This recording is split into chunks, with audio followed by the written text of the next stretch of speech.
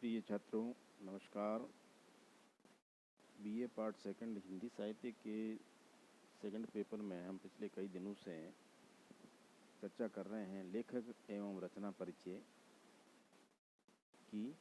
आज इस चर्चा में हम लोग कुबेर नाथ राय और उनके निबंध कवि तेरा भोर आ गया और वासुदेव शरण अग्रवाल के निबंध राष्ट्र का स्वरूप के बारे में चर्चा करेंगे। कुबेर नाथ राय का जन्म 1935 ईस्वी में हुआ था और 1995 में इनका देहांत हो गया। ये हिंदी के प्रसिद्ध ललित निबंधकारों की श्रेणी में आते हैं। इन्होंने सैकड़ों निबंध लिखे, लेख लिखे, रिपोर्टाज लिखे और ऐसा कर उन्होंने हिंदी को समृद्ध किया। साथ ही अपनी लेखन शैली द्वारा आधुनिक दृष्टि एवं नूतन युग बोध को मुखरित करने का प्रशंसनीय प्रयास किया। आपने जो कुछ लिखा है उसकी पृष्ठभूमि में भले ही पुरातनता है, किंतु आपके विचार, आपके भाव, आपकी भाषा, आपकी कल्पना, आपकी शैली आदि सभी आधुनिकता के पंख लगाकर गद्य साहित्य के उन्मुक्त गगन में विचरण करते हैं। डॉक्टर द्वारिका प्रसाद सक्सेना का कहना है कि आपने व्यक्तिगत निबंधों की जिस नूतन पद्धति को अपनाया है उस पर भले ही पाश्चात्य तकनीक का प्रभाव हो, किंतु उसमें गरिमा है, सौष्ठव है, मार्दव है और सबसे अधिक नूतन रसबोध है। इन निबंधों ने हिंदी की कई पत्रिकाओं को सुसज्जित किया है। कई हिंदी पाठकों को निबंध पढ़ने के लिए मजबूर किया है और कई संपादकों को इनकी अहरनिश मांग करने के लिए विवश किया है। ललित निबंधों की उन्नत कला के पारखी श्री कुबेर नाथ राय आज के उदीयमान निबंधकार होते हुए भी हिंदी पाठकों के हृदय में प्रवेश कर चुके हैं और उनके मन पर अपना आसन जमा चुके हैं। आपके ललित निबंध भी व्यक्ति प्रधान निबंधों की कोटि में आते हैं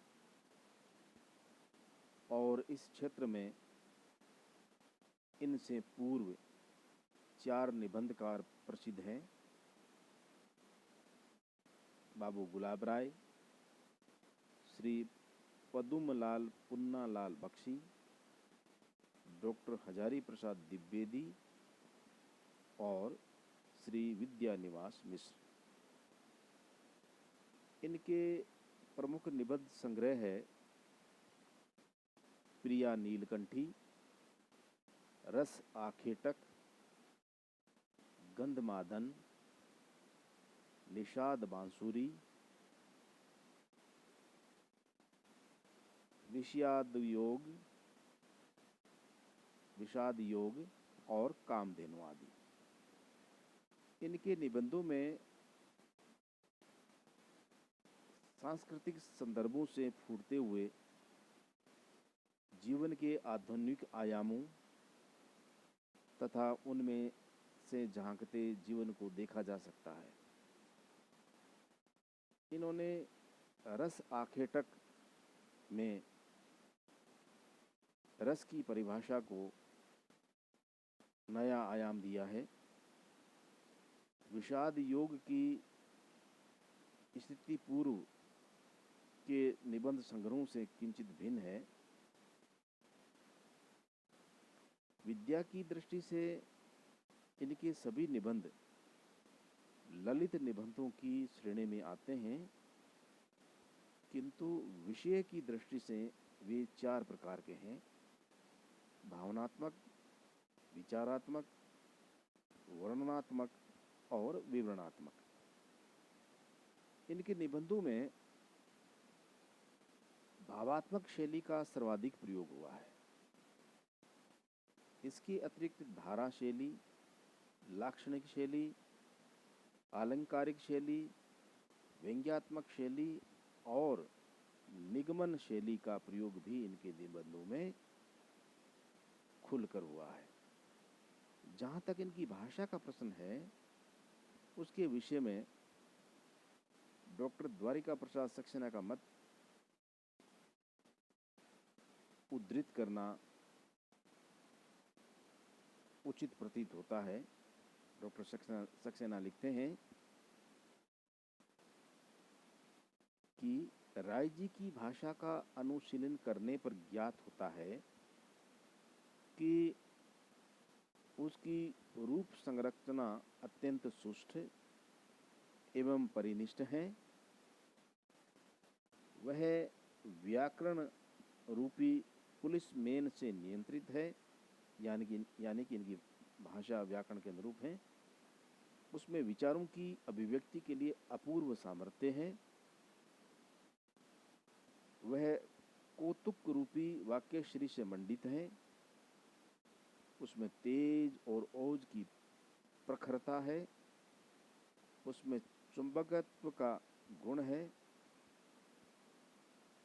वह प्रभावान्विति को बनाए रखने में पूर्ण सशक्त है।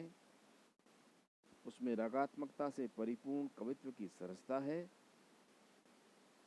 वह पाठकों के हृदय में कौतूहल जागृत करने में सर्वथा समर्थ है। उसमें रोचकता एवं सजीवता की मात्रा सर्वाधिक है। वह साहित्यिक लालित्य से परिपूर्ण है। उसमें भावों के विचारों की हरितिमा है। उसके शब्द महाकांतार में कुसुमित अर्थों की विविध सुगंध है। उसके वाक्य रूपी चंदन काष्ठ में हृदयों को सुवासित करने की शक्ति है। उसमें गहनता एवं उदात्तता है। वह विशुद्धता एवं रोचकता से सुशोभित तथा उसकी अभिव्यंजना में गंध मादन के कुसुमित शील कानन का नैसर्गिक सौंदर्य एवं माधुर्य विद्यमान है। डॉक्टर द्वारिका प्रसाद सक्सेना ने कुबेरनाथ राय की निबंधों की भाषा के बारे में ये जो कुछ भी लिखा है, जब आप इनके निबंध पढ़ेंगे, एक निबंध जो आपके इस वर्ष पाठ्यक्रम में है, कभी तेरा भोर आ गया, तब ये सारी बातें स्पष्ट हो जाएंगी कि डॉक्टर सक्सेना के द्वारा इनकी भाषा के बारे में जो कुछ भी कहा गया है वो कहाँ तक सत्य है। अब हम कुबेरनाथ राय का एक निबंध कभी तेरा भोर आ गया, उसके बारे में थोड़ी चर्चा करते हैं। ये है इनका प्रतिनिधि ललित निबंध है, जिसमें उन्होंने कवि के मूल लक्ष्य की ओर संकेत किया है। लेखक कहता है कि जागरण प्रकृति का मूल स्वभाव है। प्रातःकाल सारी प्रकृति अपने आप चैतन्य हो जाती है। भोर होते ही, भोर यानी प्रातःकाल, सूर्य उदय से पहले मुर्गा अपने आप बांग दे देता है। उसे बांग देने को कोई कहता नहीं है, लेकिन उसका स्वभाव है, उसकी प्रकृति है कि प्रातःकाल वो बांग देगा ही। इसी प्रकार से प्रकृति के सभी कार्य व्यापार कितने चुपचाप चलते रहते हैं, और प्रकृति के ये कार्य व्यापार मनुष्य को उसके कर्तव्यों का संकेत देते हैं कि तुम भी उठो, अपना कर्म करो। यानी प्रकृति कर्म की प्रेरणा देती है। भोर की किरण या मुर्गे की बांग कवि को भी जगाती है, उसे उसका सही लक्ष्य समझाती है। कवि का कार्य सरल नहीं है, क्योंकि वही तो सच बोलने का साहस कर सकता है, वही प्रेम का संदेश दे सकता है, वही शोषण और अत्याचार का प्रखर विरोध कर सकता है, मुखर विरोध कर सकता है। कवि का असली कर्म यही है, प्रेम का संदेश देना और अन्याय का विरोध करना। इसके लिए उसे कुछ भी बलिदान करने के लिए सदैव तैयार रहना चाहिए। उसका लक्ष्य भौतिक सुखों की प्राप्ति नहीं, बल्कि उसका काव्य तो मनुष्य तथा मानवीय मूल्यों की रक्षा को समर्पित है। कुबेरनाथ राय जी ने अपने इस निबंध में कवि को उसका कर्तव्य याद दिलाने के लिए ये सारी बातें लिखी हैं। जब आगे हम इनका निबंध पढ़ेंगे तो इस पर और विस्तार से चर्चा करेंगे। लेखक एवं रचना परिचय के अंतर्गत आज दूसरे लेखक हैं, निबंधकार हैं वासुदेव शरण अग्रवाल। अग्रवाल जी का जन्म 1904 ईस्वी में हुआ था और 1966 ईस्वी में इनका देहावसान हो गया। ये साहित्य, संस्कृति, पुरातत्व और इतिहास के अप्रतिम अध्येता थे। इन्होंने लखनऊ विश्वविद्यालय से एमए, पीएचडी तथा डीलिट की उपाधियां प्राप्त की। 1946 से 1951 तक इन्होंने सेंट्रल एशियन एंटीक्विटीज़ म्यूजियम के सुपरिटेंडेंट और भारतीय पुरातत्व विभाग के अध्यक्ष पद का कार्य बड़ी सफलता और प्रतिष्ठा के साथ संपन्न किया। 1951 ईस्वी में वासुदेव शरण अग्रवाल की नियुक्ति काशी हिंदू विश्वविद्यालय के कॉलेज ऑफ एंडोलॉजी में प्रोफेसर के रूप में इनकी नियुक्ति हुई। 1952 ईस्वी में वे लखनऊ विश्वविद्यालय में राधा मुकुंद मुखर्जी व्याख्यान निधि की ओर से व्याख्याता नियुक्त हुए, जिसका विषय था पाणिनि। वे भारतीय मुद्रा परिषद नागपुर, भारतीय संग्रहालय पटना और all India oriental Congress fine arts section Bombay आदि के सभापति भी रहे। भारतीय संस्कृति और साहित्य के अध्येता के रूप में डॉक्टर वासुदेव शरण अग्रवाल का नाम अग्रणी विद्वानों में पूरी श्रद्धा और आदर के साथ लिया जाता है। उन्होंने कालिदास के मेघदूत और बाणभट्ट के हरिश्चरित की नवीन पीठिका प्रस्तुत की है। इनकी प्रमुख कृतियां इस प्रकार हैं: ऊरू ज्योति, कला और संस्कृति, कल्प वृक्ष, कादम्बरी, मलिक मोहम्मद जायसी की पद्मावत का संजीवनी भाष्य, पाणिनि कालीन भारत, पृथ्वी पुत्र, भारत की मौलिक एकता, भारत सावित्र आदि। भारत की मिट्टी, यहाँ की जलवायु और संस्कृति के कण कण से वे परिचित थे, इसलिए उन्होंने भारतीय साहित्य और संस्कृति के बारे में लिखा है और वह हिंदी की अमूल्य निधि है। इनको कई भाषाओं का ज्ञान था। साहित्य में उनकी गहरी रुचि और गति थी। उनके निबंध और पद्मावत का संजीवनी भाष्य इसका प्रमाण है। उनके निबंधों में गुरुता, गंभीरता और शोध दृष्टि है। इस वर्ष आपके पाठ्यक्रम में इनका एक निबंध है, राष्ट्र का स्वरूप। आइए इस निबंध के बारे में यहाँ थोड़ी सी चर्चा करते हैं। राष्ट्र का स्वरूप शीर्षक निबंध डॉक्टर वासुदेव शरण अग्रवाल का एक गंभीर और सांस्कृतिक निबंध है, जिसमें उन्होंने राष्ट्र के स्वरूप को सर्वथा नई दृष्टि से परिभाषित किया है। उन्होंने राष्ट्र के 3 प्रमुख अवयव माने हैं: पहला भूमि, दूसरा जन यानी प्रजा और तीसरा संस्कृति। भूमि उनकी दृष्टि में अपार संपदा का भंडार है तथा वह मनुष्य के लिए सब कुछ देने की क्षमता रखती है। पृथ्वी और आकाश के बीच फैली सारी संपदा मनुष्य के जीवन को सफल, सक्रिय और सार्थक बनाने के लिए है।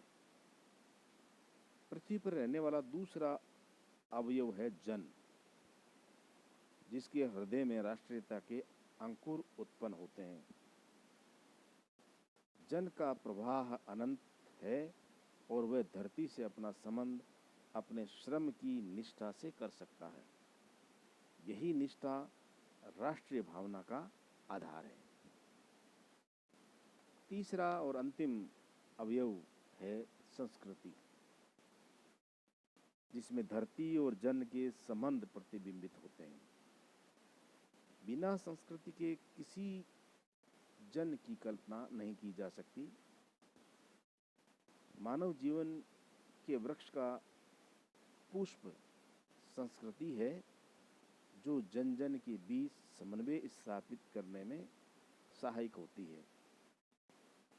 संस्कृति ही विभिन्न देशों के निवासियों के बीच तादात्म्य उत्पन्न करती है तथा मनुष्य विश्व संस्कृति की ओर इसी तादात्म्य से बढ़ता है।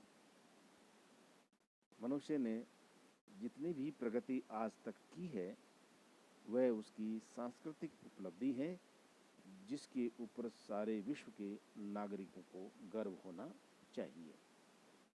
तो प्यारे छात्रों, आज के इस वीडियो में हमने लेखक और रचना परिचय के अंतर्गत